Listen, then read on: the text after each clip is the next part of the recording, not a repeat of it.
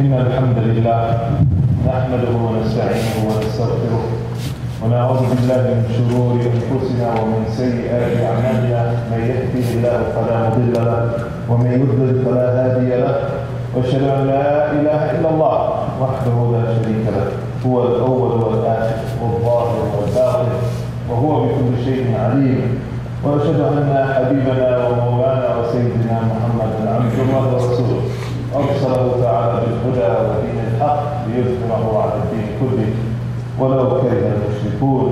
اللهم صل وسلم وزد وبارك على سيدنا محمد وعلى آله وصحبه أجمعين ومن تبعهم بإحسان إلى يوم الدين.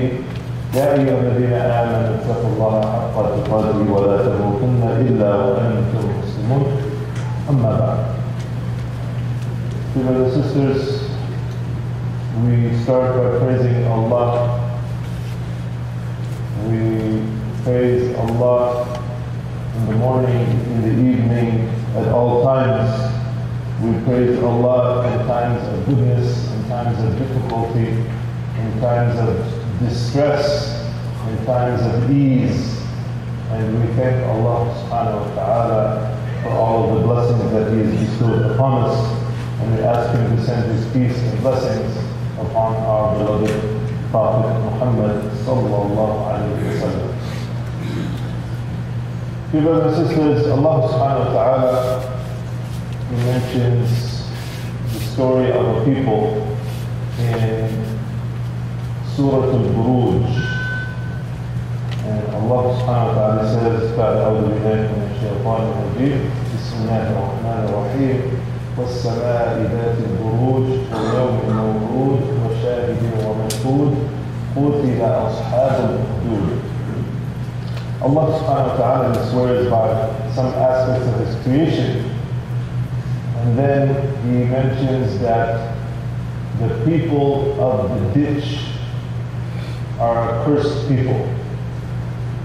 And this story, this historical incident, is referring to a people in Yemen who accepted the deen of Allah subhanahu wa ta'ala. They accepted the message of that time. They accepted the message of that time, and they entered into the religion of Sayyidina Isa alayhi salam, the great prophet Jesus. And when that happened, the king was unhappy to say the least. And he ordered there's a story that's behind that story. When we look at the narrations of the Prophet ﷺ as to how that came to be. But for the sake of brevity, when that nation of people, and it said that there were 10, 20, or 70,000 people, it was a long time ago, hard to know the exact numbers. Those people, the king, he dug a massive ditch, a huge pit, and he filled that pit with wood and lit a massive fire. And all of these thousands and thousands of people, because of the fact that they believed in the deen of Sayyidina Isa alayhi salam, they were pushed into that fire and killed. And the story continues. قتل أصحاب الأخدود النار ذات الوقود إذ هم عليها قعود وهم على ما يفعلون بالمؤمنين شهود وما نقموا منهم إلا أن يؤمنوا بالله العزيز الحميد. And Allah describes the scene that these tyrants who killed these innocent people, they sat around and they watched and they observed. And Allah subhanahu wa ta'ala tells us that وَمَا نَقَمُوا مِنْهُمْ إِلَّا أَن يُؤْمِنُوا بِاللَّهِ الْعَزِيزِ الْحَمِيدِ. And the only reason these people were killed, and this is the most important point, the only reason these people were killed because they believed in Allah, Al-Aziz Al-Hamid. Allah subhanahu wa ta'ala, the mighty, the praiseworthy. That was the only reason that they were killed. They didn't accept the way of life, the deen, the religion, the path of the ruling authorities.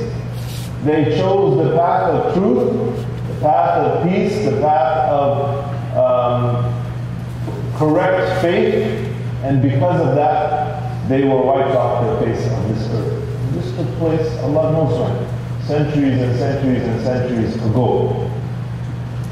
And it seems like something that's so far off and so removed from our reality today. But brothers and sisters, I'm standing here today to tell you that this, what I'm talking about, is taking place today. This action of people being killed mercilessly for no reason except that they believe in La ilaha illallah is happening today. And their story is not being broadcast in the media.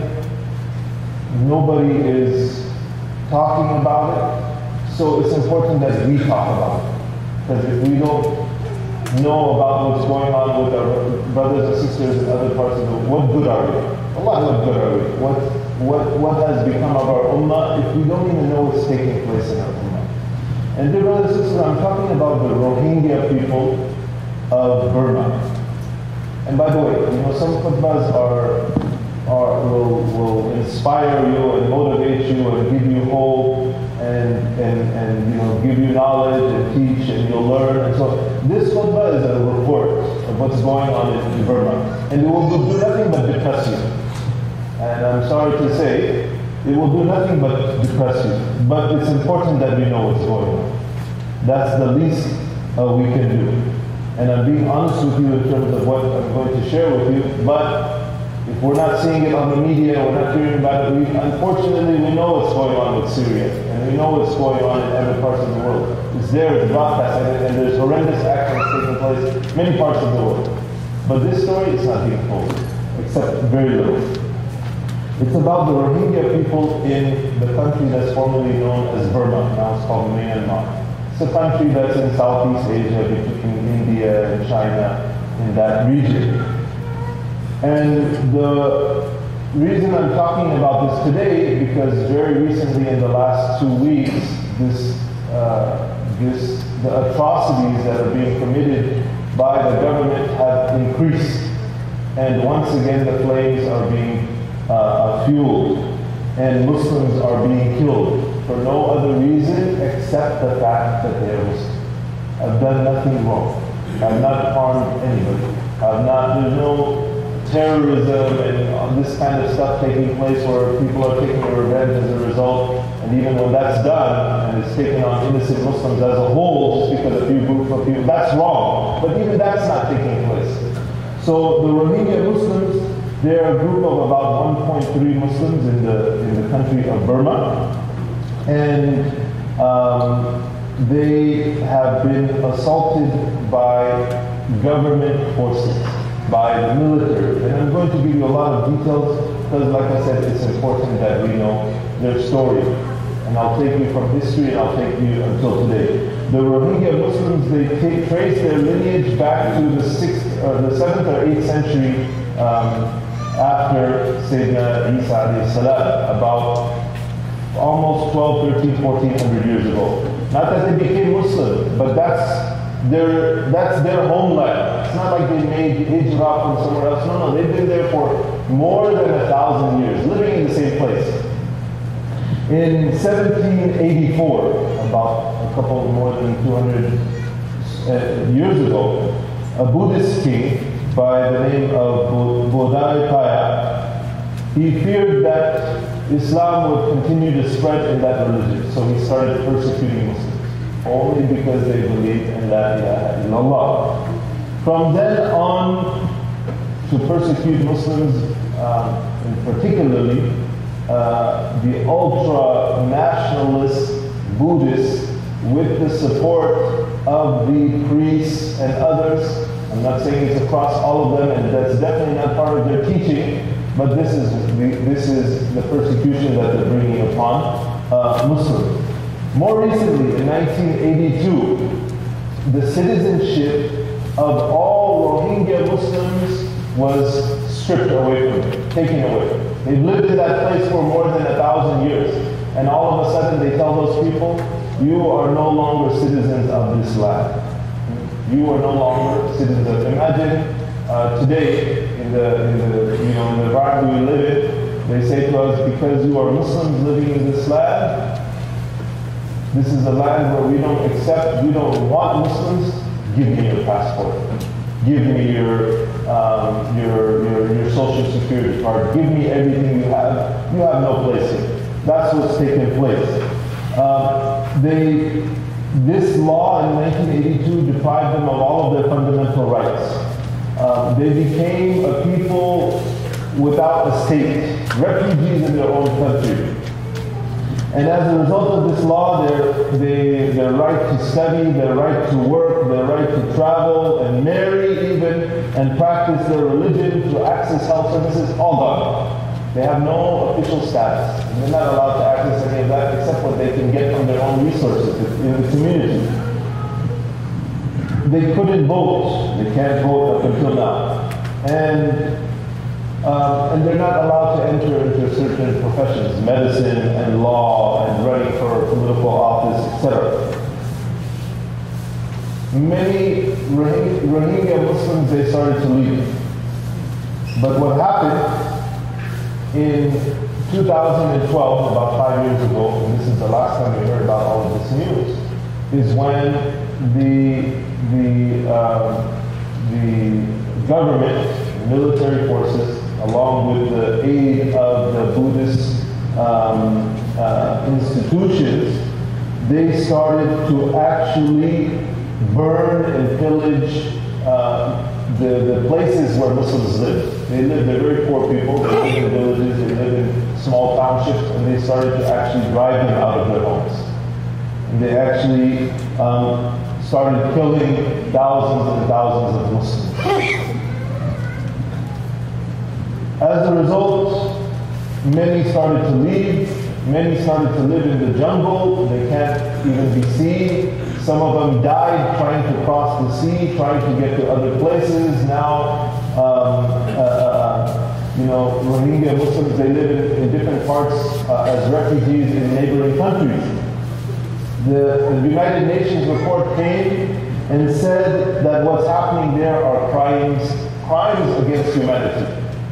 This is the United Nations. They make statements, they don't take action. Crimes against humanity. Many different Nobel Peace Prize winners, they're saying this is a classic textbook case of genocide.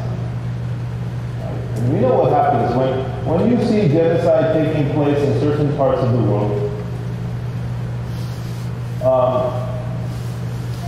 Eyebrows will be raised, people will lobby their governments, and things will happen. Here, nothing has happened. Nothing has happened. There are forgotten people. And now, the immediate situation is this. That's the history. The immediate situation is this. That almost 150,000 Rohingya Muslims have now fled in the last couple of weeks, escaping just the rampage that is being put upon them. And every day 15,000 people are leaving. And when they're leaving on their journey, they're sleeping in mud. Their kids are absolutely exposed to the elements, and so on. In these last 2 weeks, 800 people have died. 800 people have died at the hands of the oppressive government. Before I get to the worst part, now we said that they're leaving as refugees to different places. Many Rohingyas have fled to Bangladesh, about 500,000. It's the closest neighboring country. They come from one state in Burma, that state happens to be close to Bangladesh.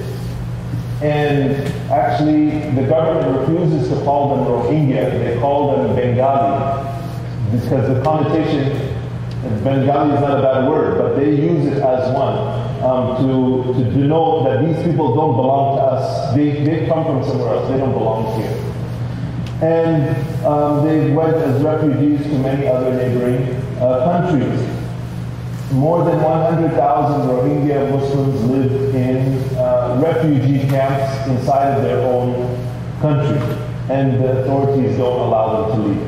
This is the worst part, and this is what's been happening, and this is the part that breaks our heart. In these last 2 weeks, the military has come out, and they've just gone around and just without any rhyme or reason, are shooting people dead on the spot, teenagers and adults. Children, they're taking babies and throwing them in the rivers and in the water and drowning them. Mass killings, mass graves. There's many reports that they are gang raping women and in the masajid. And that there are some reports that over 50% of the Rohingya women have been raped at the hands of these authorities. 50%. And nobody's talking about it anywhere in the world. I mean, the honor of our women is being taken. And nobody cares. Nobody blinks an eye. In the time of one of the early caliphates, in the time of Al-Mu'tasim Billah, there was a woman who was far away from the Muslim capital, and they started to transgress upon her, and she made a call. It's a famous story in Muslim history. Wa Mu'tasima. She calls out to the leader, to the Khalifa of the Muslims. He's far away. She's yelling. The word reaches him that one Muslim woman's honor is being disgraced. He sends a whole army for one woman. We have half of the population that is exposed to what I just mentioned, and nobody's even talking about it. Children have been beheaded. Children have been beheaded. And civilians burned alive. And like we said, the burning of whole villages. And the worst atrocities you can think of.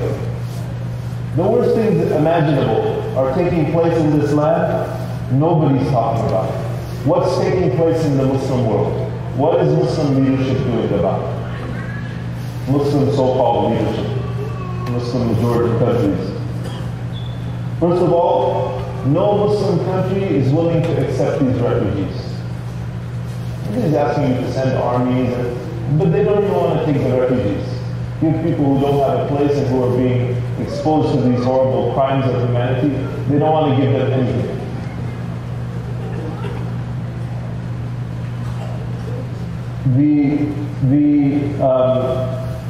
This 500,000 Muslims, Rohingya Muslims that have left Burma and now have entered into Bangladesh, they have no papers, they have no status, they have nothing. And they're not welcomed by the government.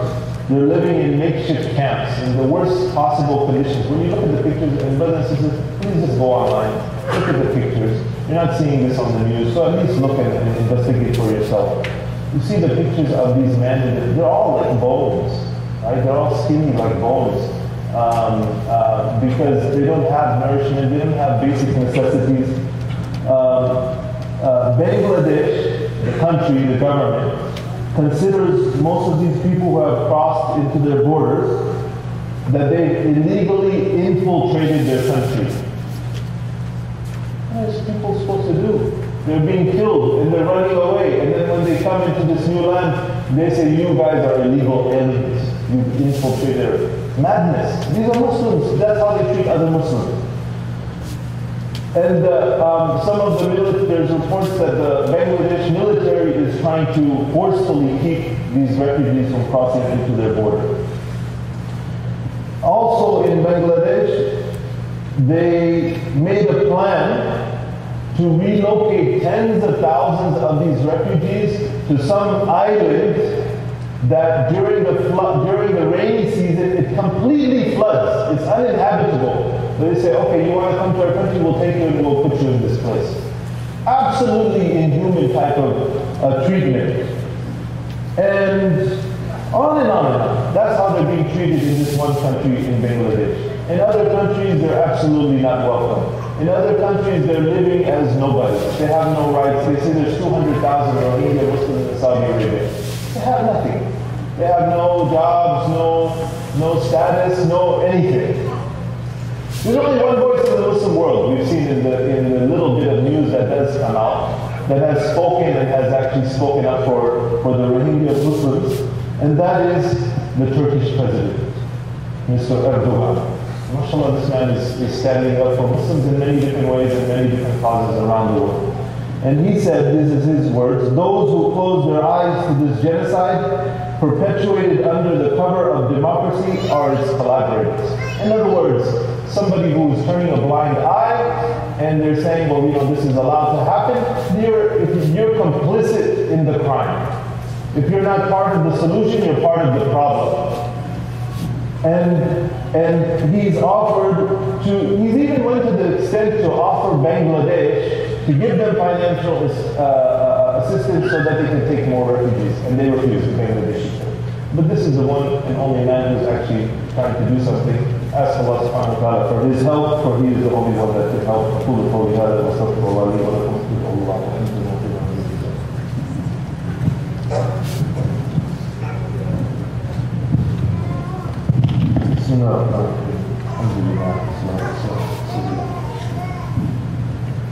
What is our responsibility? What can we do? These are our brothers and sisters in humanity first, and in faith second. The Prophet ﷺ, he told us in the hadith that's related in the two books of Sahih. He said, تَرَى الْمُؤْمِنِينَ فِي تَرَاحُمِهِمْ وَتَوَادِّهِمْ وَطَعَاطُفِهِمْ كَالْجَسَدِ.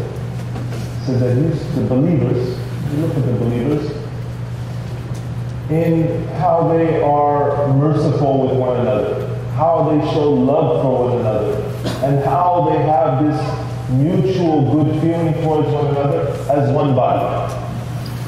As one body.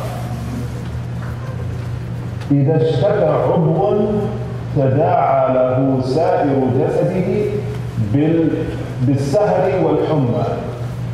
Said that, and when one part of that body is suffering, is hurt, is harmed, the rest of the body can't sleep and is struck with fever.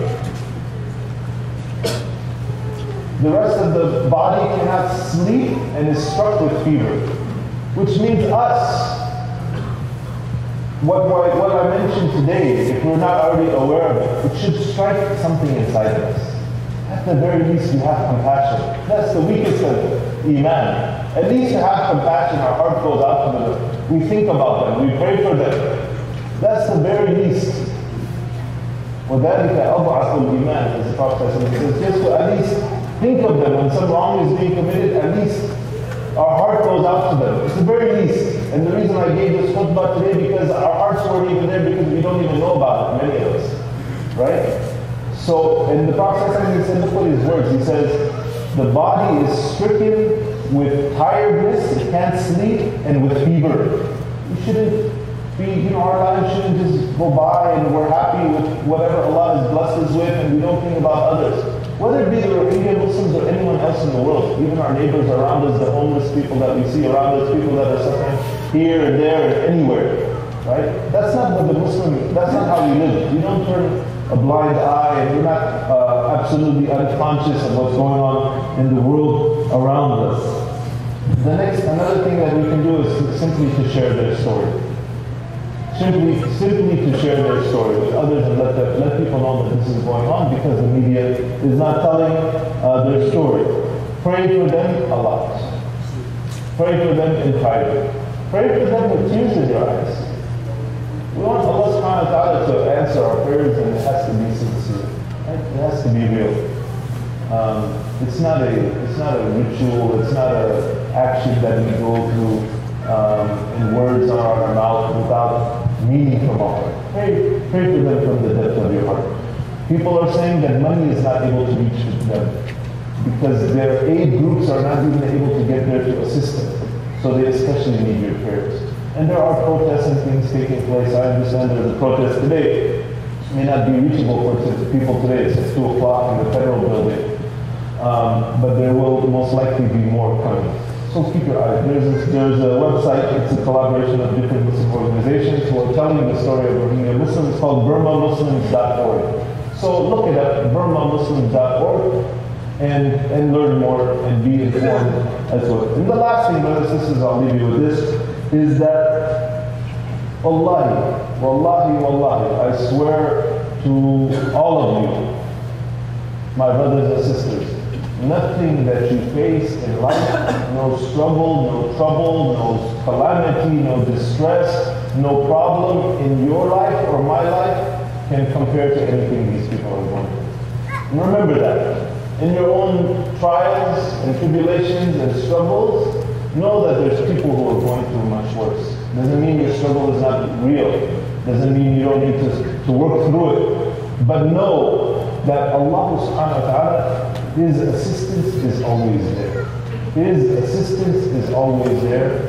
And if we pray to Him, He will be the one that can bring His assistance when nobody else can. And we ask Allah subhanahu wa ta'ala to help those who don't have help. Ask Allah subhanahu wa ta'ala to bring aid to our brothers and sisters in Burma. We ask Allah subhanahu wa ta'ala to free the Rohingya Muslims of their oppressive rule. We ask Allah subhanahu wa ta'ala to give those that are fleeing homes, new homes where they can be established. We ask Allah subhanahu wa ta'ala to have mercy upon all of the Muslims that are suffering there. اللهم إني داع فقول آمين. اللهم اغفر للمسلمين والمسلمات والمؤمنين والمؤمنات الأحياء منهم والأموات إنك سميع قريب مجيب الدعوات. اللهم أعز الإسلام والمسلمين. اللهم ربنا آتنا في الدنيا حسنة وفي الآخرة حسنة وقنا عذاب النار. إن الله وملائكته يصلون على النبي يا أيها الذين آمنوا صلوا عليه وسلموا تسليما. اللهم صل وسلم وبارك على سيدنا محمد وعلى آله وصحبه أجمعين. Brothers, sisters, I have to read these announcements before we break. A few things as to what's going on in Summit West Valley. Number one, Sunday school is starting this Sunday, and the youth group as well. So we have programs for our children. Please participate and register online. Thursday is on the 17th, sorry, not this weekend, the weekend after. The Quran Institute, where our children are learning Quran, where we have a great teacher, our dear brother Qadi Khalid, who is heading this effort, and he has a number of teachers underneath him, is in full swing. And we are at capacity. Unfortunately, we're not taking any more students. If there are people that want to sign up, it will be for spring semester. Alhamdulillah, we're doing well. We have a women's fitness class tomorrow morning, on Saturday mornings from 8:30 to 9:30 at the masjid. Also, tomorrow morning from 10 a.m. to 12 p.m., there's another sisters program, Study Circle with Sister Lubna Mullah, a program in collaboration with Muslim American Society and designed for the personal development of our sisters. On Monday evening, this coming Monday, there is our monthly spiritual program, the first Monday of every month, Qiyamul Layl. A short program with a short talk as well, after Isha prayer, which is at 9. On this Tuesday and every Tuesday, we have our weekly course, and we're covering Surah Al-Hujurat, the surah that talks about building a dynamic Muslim community. And then lastly, we have dua requests for our brother Arshad Khukar, who is in the hospital with critical care. May Allah subhanahu wa ta'ala give him shifa. And then also the mother of our friend Julio Jimenez, Brother Julio, he's not Muslim, but he's one of the board members of this organization where we pray, Knights of Columbus. And there are voices in this organization and all throughout America, as you know, that don't want Muslims to participate, have a place, but he constantly pushes back in his speech, saying, no, these people are good people, we need to accommodate them. And his mother has passed away. Her name was Alice Zach. So our condolences to our dear brother, Julio. Akim as-salam.